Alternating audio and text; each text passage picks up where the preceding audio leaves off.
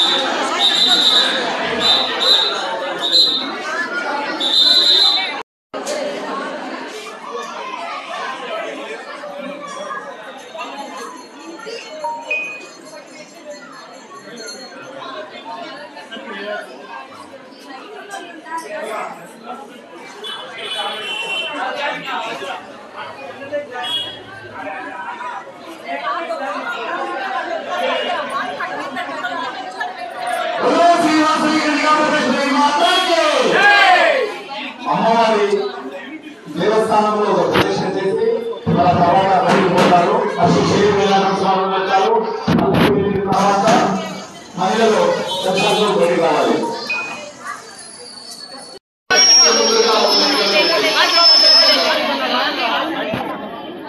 కొంచెం వెనక్కి పదండి.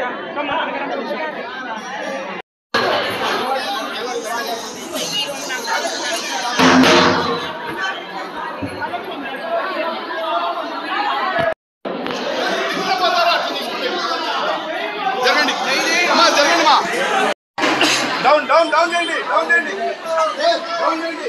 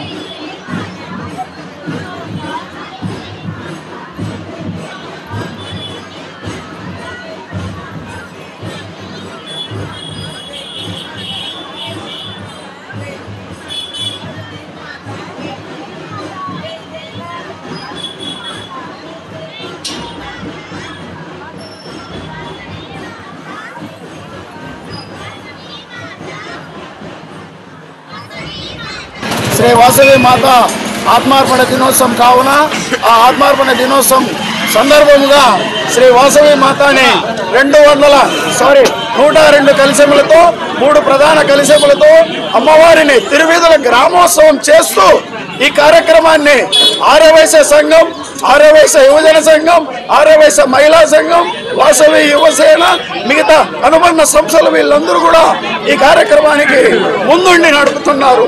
వారికి ధన్యవాదాలు తెలియజేసుకుంటూ అమ్మవారి చరిత్ర, శ్రీ వాసవి కన్యకా పరమేశ్వరి గారి అమ్మవారి చరిత్ర ఈనాటిది కాదు, సుమారు 1100 సంవత్సరాల క్రితం అమ్మవారు ఆత్మాహుతి చేసుకోవడం జరిగింది. తద్వారా ఆర్యవైశ్యుల కులదేవత ఆమెని కులంగా భావిస్తూ మేమందరము ఆమెని భక్తి శ్రద్ధలతో గ్రామోత్సవం చేస్తున్నాము. జై వాసవి మాత.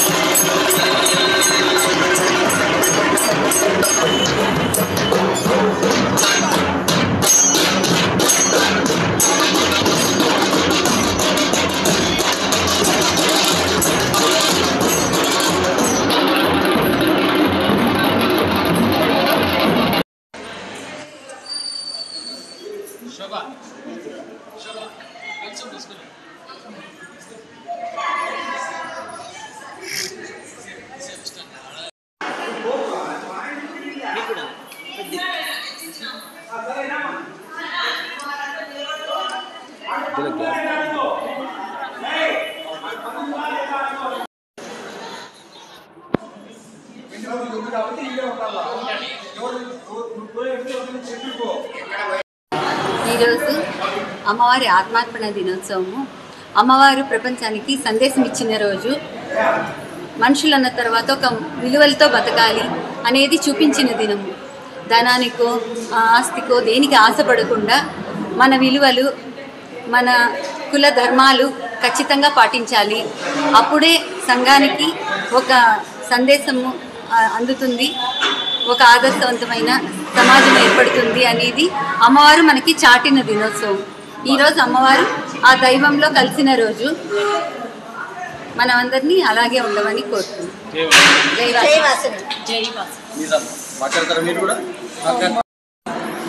వాసవి మాత ఆత్మార్పణ దినోత్సవం.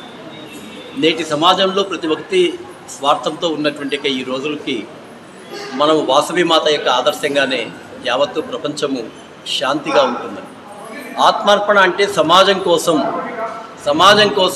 తనను తన అర్పించుకోవడమే ఆత్మార్పణ.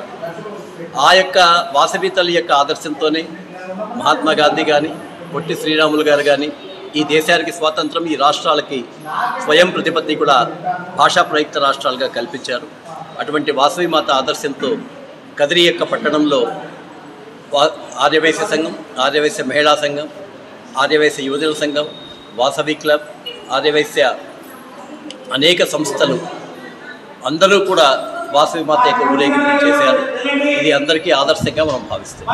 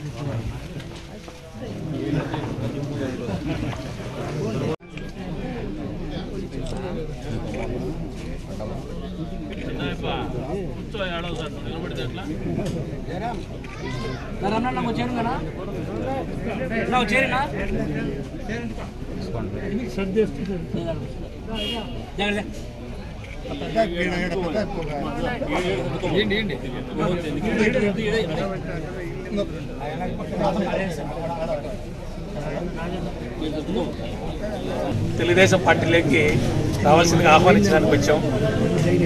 వారు కూడా సుహృద్ వాతావరణంలో ఆహ్వానాన్ని మన్నించి తెలుగుదేశం పార్టీలోకి రావడానికి అంగీకరించినందుకు అందరికీ సభాముఖంగా కృతజ్ఞతలు తెలియజేసుకుంటున్నాను.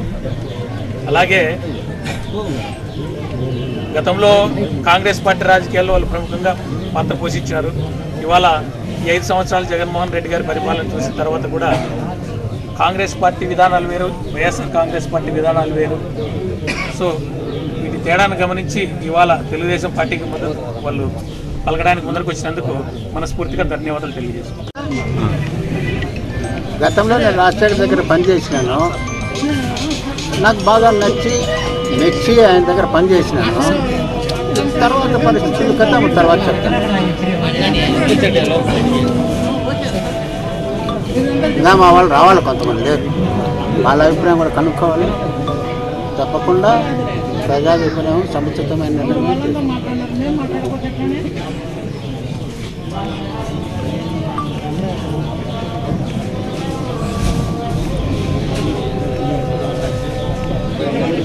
రావాలి నాకు కొంతమంది మా వాళ్ళు, వాళ్ళతో నేను మాట్లాడిన తర్వాత మీరు రండి, మీరు ఏం చెప్పినా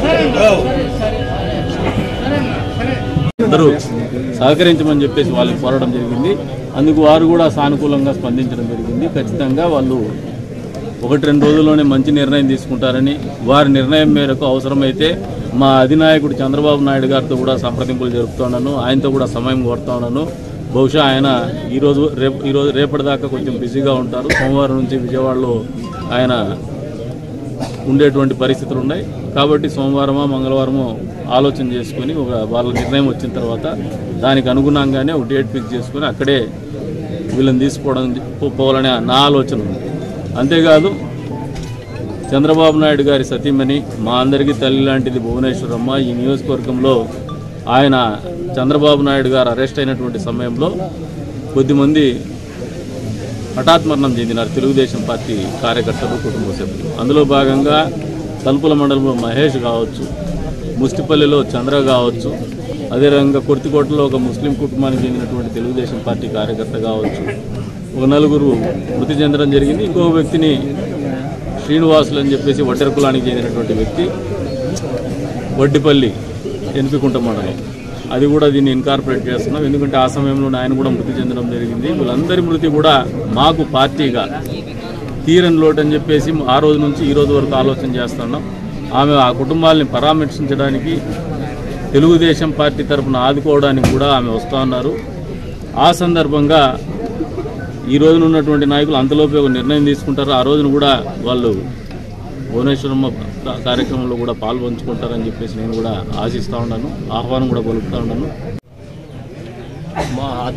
మన తలుపుల మండలానికి తర్వాత తద్వారా కదిరి కాన్స్టిట్యున్సీకి కూడా, దాని ద్వారా ఆంధ్రప్రదేశ్కి కూడా మంచి బృహత్తరమైనటువంటి దినం.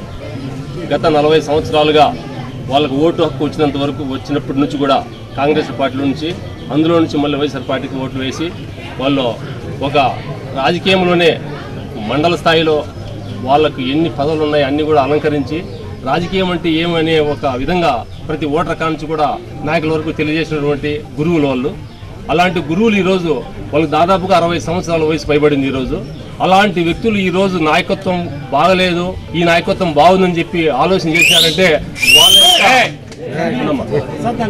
వాళ్ళ యొక్క నాలెడ్జ్కి మనం మెచ్చుకోవాలి. ఈరోజు వాళ్ళ నాలెడ్జ్ ఈరోజు ఎట్లుందంటే మనం రకరకాలు అనుకోవచ్చు, కానీ వాళ్ళు ఎంతో అనుభవంతో వచ్చినటువంటి వ్యక్తులు, ఎంతో అనుభవంతో ఉన్నటువంటి వ్యక్తులు.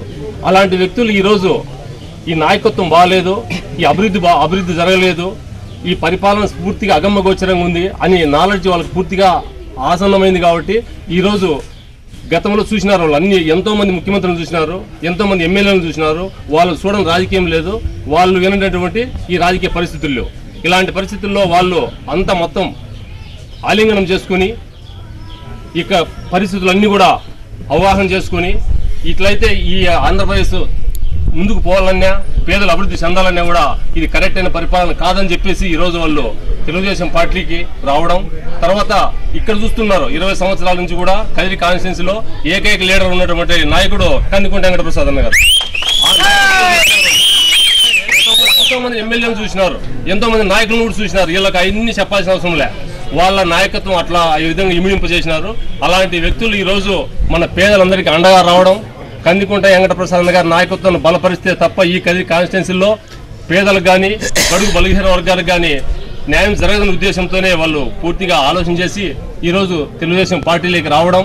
ఈరోజు మా మండల పెద్ద నాయకులైనటువంటి మనోహర్ రెడ్డి గారు, అలాగే విజయారెడ్డి గారు, మా గ్రామం నుంచి వెంకటరెడ్డి గారు, లక్ష్మీనారాయణ రెడ్డి గారు సూచనల మేరకు నన్ను చిన్న వయసు తెలుగుదేశం పార్టీలో ప్రసాద్ అన్న గారి నాయకత్వంలో పనిచేయడానికి ఆహ్వానించారు.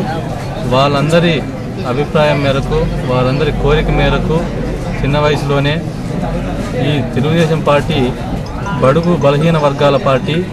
ఇక్కడైతేనే మనము చిన్న వారికి ఏదైతే బీసీలు వెనుకబడినారో అలాగే ఎస్సీలు వెనుకబడినారో మా గ్రామంలో ఎక్కువగా వడ్డేరు కులస్తులు, అలాగే పట్ట కులస్తులు, అలాగే మా ఎస్సీ కులస్తులు కూడా ఎక్కువగా ఉన్నారు. వాళ్ళందరికీ కూడా నేను వైఎస్ఆర్ కాంగ్రెస్ పార్టీలో 2.5 సంవత్సరాల నా శాయశక్తులా కూడా ప్రయత్నిస్తున్నా కూడా వాళ్ళకి నాకు సాటిస్ఫాక్షన్ లేదు. తెలుగుదేశం పార్టీలో అయితే వాళ్ళందరికీ నేను ఒక మంచి భవిష్యత్తు ఇచ్చేవాడిని అవుతానని ఆశిస్తూ వారందరి కోరిక మేరకు తెలుగుదేశం పార్టీ ఆహ్వానించడం జరిగింది. 1-2 రోజుల్లోనే మా గ్రామంలో ఉన్నటువంటి పెద్దలందరినీ, అలాగే నా తోటి స్నేహితులందరినీ కలిసి, అలాగే నా గ్రామంతో పాటు నా చుట్టుపక్కల ఉన్నటువంటి గ్రామాలు, అలాగే నాతో పాటు కలిసి పనిచేసిన సర్పంచులు, ఎంపీటీసీలు చాలామంది కూడా నాతో కలిసి రావడానికి ముందుకు వస్తున్నారు. వాళ్ళందరినీ అభిప్రాయం తీసుకొని 1-2 రోజుల్లోనే పెద్దలు మనోహర్ రెడ్డి గారికి, అలాగే పవన్ కుమార్ రెడ్డి గారికి, ప్రసాద్ గారికి తెలియజేసి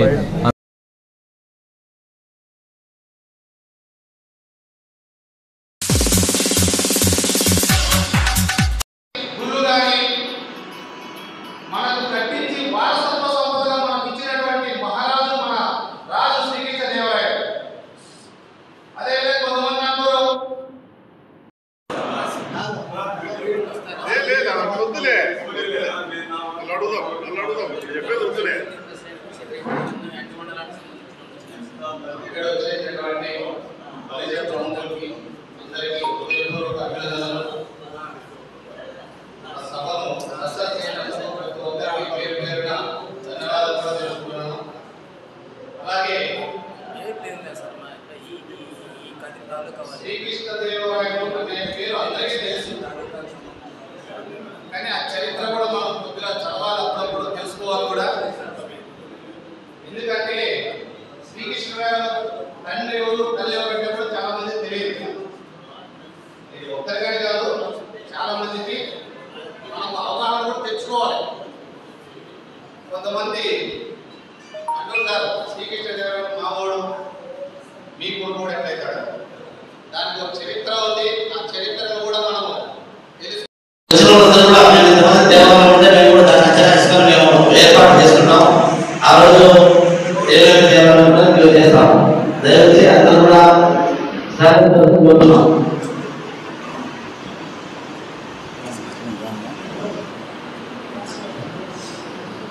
రమేష్ ఆపే మాట్లాడుతున్నాం కోరుతున్నాం.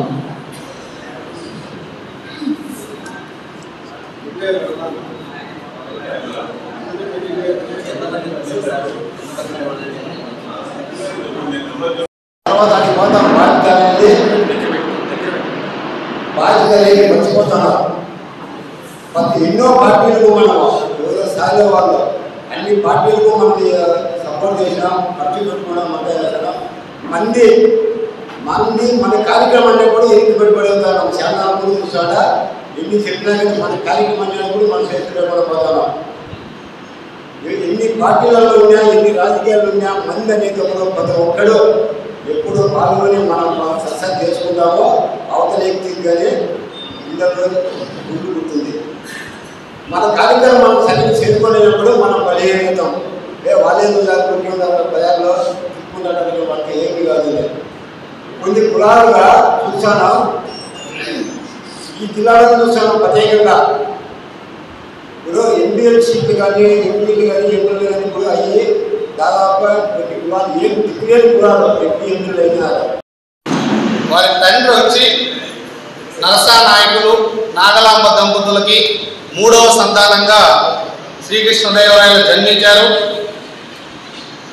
అప్పుడు అనేటవాళ్ళంట శ్రీకృష్ణదేవరాయల జన్మ నక్షత్రంలోనే పెద్ద రాజు అవుతాడు, గొప్ప రాజు చక్రవర్తి అవుతాడు అని చెప్పి చిన్నప్పుడే అనేటవాళ్ళంట. అన్నట్టుగానే తను 20 ఏట గొప్ప రాజుగా ఓట మెరగని చరిత్రలో రారాజుగా నిలిచిపోయాడు. అలాగే శ్రీకృష్ణదేవరాయల యొక్క పాలించినటువంటి అతి కొద్ది కాలంలో 20 సంవత్సరాలు పాలించారు. ఆ 20 సంవత్సరాల పాలనలోనే 200 సంవత్సరాలు గుర్తుపెట్టుకునేటట్లుగా పాలించాడు మన చక్రవర్తి శ్రీకృష్ణదేవరాయలు అని చెప్పి నేను ఈ సందర్భంగా తెలియజేస్తున్నాను. ఒక అవినీతి మచ్చ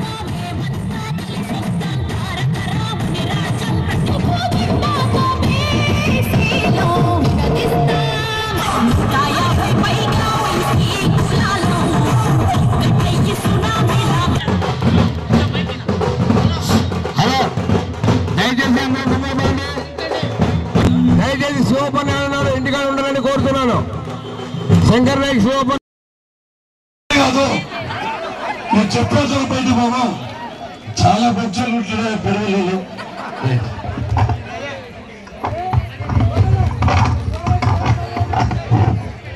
హలో, ఇక్కడ వచ్చేసిన మా సార్ గారికి మేము మీతో డబ్బు కోరలే, బంగారు కోరలేదు. ఇక్కడ చాలా మంది పేద ప్రజలు ఉన్నారు. రాత్రి నేను గురుడుపల్లిలో పోయినాను. నేను ఎక్కడో బాంబేలో 10x10 ఇల్లు వ్యాపారం చేసేవాడిని. అలాంటి ఇంట్లో కాపురం చేస్తున్నారు. 2 పిల్లలు, కూతురు, భార్య, భర్తలు పండుకునేదానికి ప్లేస్ కూడా లేకుండా అలాంటి బీద పరిస్థితుల్లో మా పంచాయతీలో ఉన్నారు సార్.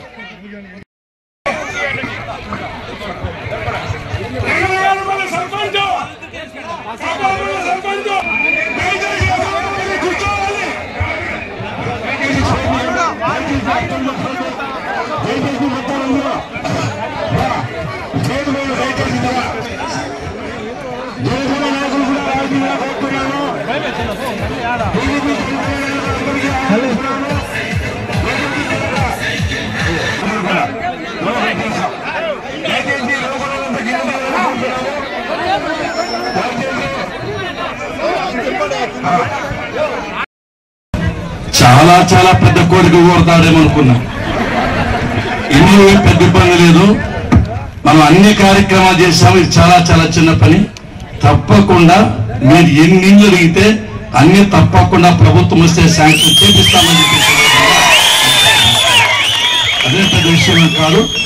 తప్పకుండా పెడబల్లిలో మొదటిసారి మెజార్టీ రాలా, తర్వాత 2014లో మెజార్టీ దాటి మళ్ళీ 850 వచ్చాయంటే ఈ నాయకుల కృషి. కాబట్టి అదేవిధంగా ఇప్పుడు నాయకులంతా గొప్ప నాయకులు చేరుతున్నారు. మీరు వేరే విధంగా కాదు, మీరు కూడా మా కుటుంబ సభ్యులే. మీకు అన్ని విధాలుగా సంపూర్ణ సహాయ సహకారం ఇస్తాం, మంచి గౌరవాన్ని ఇస్తాం. మీరు నమ్ముకోవచ్చారు కాబట్టి మీరు ఏ పడితే ఆ పనులను చేస్తామని చెప్పి సందర్భంగా మీరు గుర్తు చేస్తూ, సమయం తక్కువగా ఉంది కాబట్టి ప్రతి ఒక్కరూ పాయింట్స్ ప్రకారం మాట్లాడాలి కోరుకుంటూ రామయ్య 2000 సంవత్సరంలో జన్మభూమి కార్యక్రమం స్టార్ట్ అయింది. ఓడిసి మండలంలో అల్లాపల్లిలో స్టార్ట్ చేశాం. నాకు ఒకే ఒక కొడుకు. ఆ రోజున ఇంజక్షన్ వికటించి సెయింట్ జాన్స్ హాస్పిటల్ చేర్పించాం. ఐసీయూ ఉన్నాడు. అయినా 18 వచ్చి అప్పుడు నా బాధ ఉండింది, నువ్వు మొట్టమొదటి జన్మభూమి కార్యక్రమాలప్పుడు నీ కొడుకుని చూసుకుంటానని చెప్తే ఉండే వాళ్ళ కొడుకు ఐసీ యూనిట్ లో ఉండే మీకోసం జన్మభూమి కోసం ప్రభుత్వ కార్యక్రమం కోసం వచ్చే కార్యక్రమాలు కొనసాగించాలంటే ఈ పట్ల ఈ పార్టీ పట్ల ఎంత చిత్తశుద్ధితో ఒక్కసారి మీరు ఆలోచన చేయాలని చెప్పి ఈ సందర్భంగా మీకు గుర్తు చేస్తున్నా. అంటే నా కుటుంబం కంటే నా కొడుకుల కంటే మీరే నిన్నగా భావించాలని చెప్పి సందర్భం గుర్తు చేస్తున్నా. రెండవసారి ఈ మేడం 10 రోజులు చనిపోతుంది. ఆ సమయంలో కూడా బసవతారక ఇన్స్టిట్యూట్ లో ఉంది ఈ పట్టాలు, నా సభ్యుల తాజా పట్టాలు ఫ్లైట్ లో వచ్చి ఇచ్చి మళ్ళా ఫ్లైట్ లో పోయినానంటే ఎంత కష్టపడి ఉంటాను మీకోసం అని చెప్పే సందర్భంగా మీకు గుర్తు చేస్తున్నాను. నా కుటుంబ సభ్యులకంటే మిమ్మల్ని ముందుగా భావించా కాబట్టి ఒకటే చెప్తున్నా, ఎవరో ఒక వైపు వచ్చి నాకు టికెట్ బస్ టికెట్ కాదు. 100% పల్లె రఘునాథ్ కాదని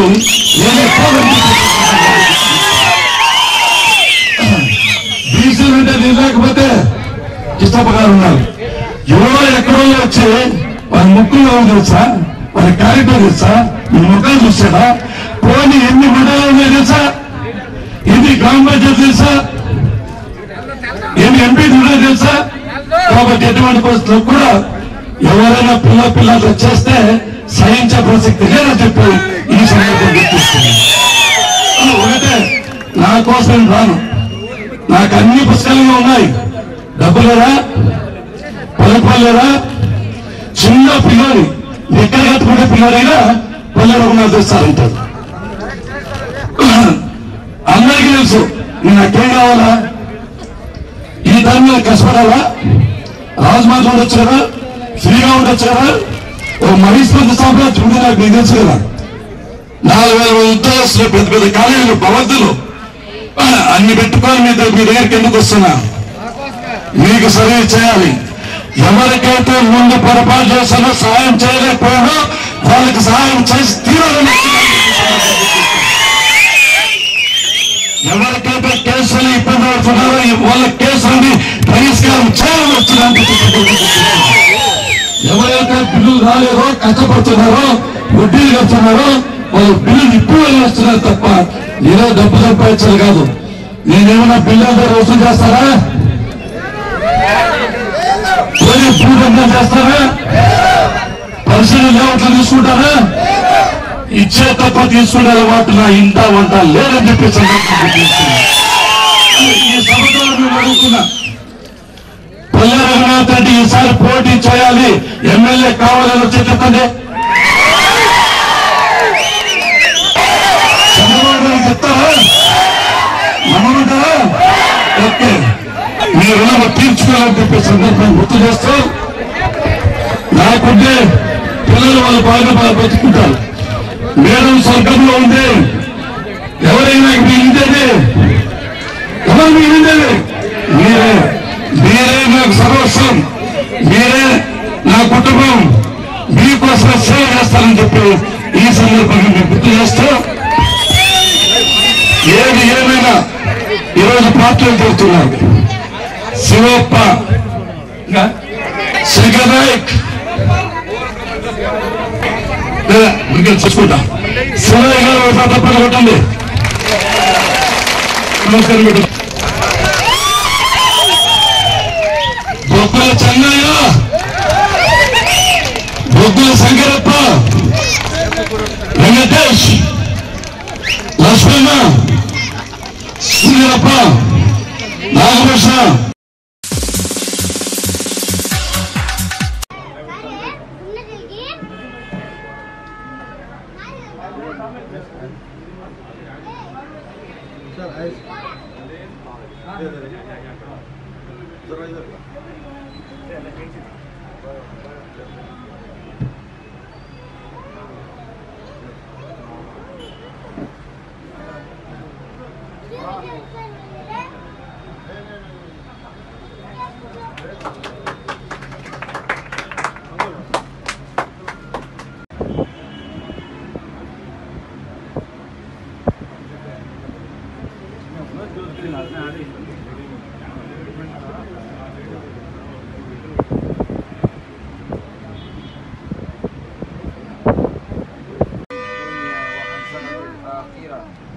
اللهم إنا نعوذ بك من الفتن ما ظهر منها وما بطن.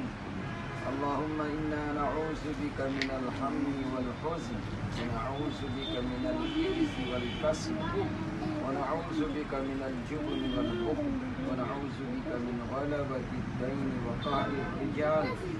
اللهم اكفنا بحلالك عن حرامك وأغننا بفضلك عمن سواك. ويا راحم المساكين، ويا راحم المساكين، يا بديع السماوات والأرض، يا خالق السماوات والأرض، يا نور السماوات والأرض، يا حي يا قيوم برحمتك نستغيث، يا حي يا قيوم برحمتك نستغيث. حسبنا الله ونعم الوكيل، نعم المولى ونعم النصير. اللهم لا مانع لما أعطيت ولا معطي لما منعت ولا ينفع ذا الجد منك الجد. اللهم بارك لنا في الأمور كلها وأجرنا من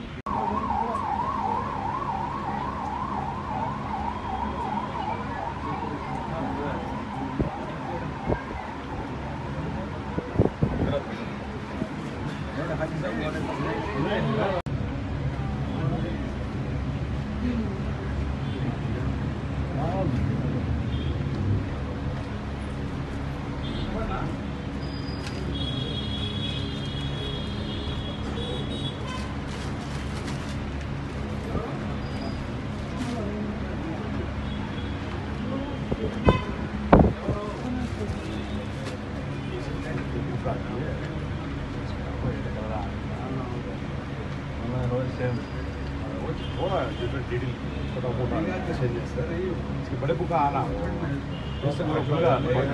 एक कैटलॉग थोड़ा दे कैटलॉग ये आपको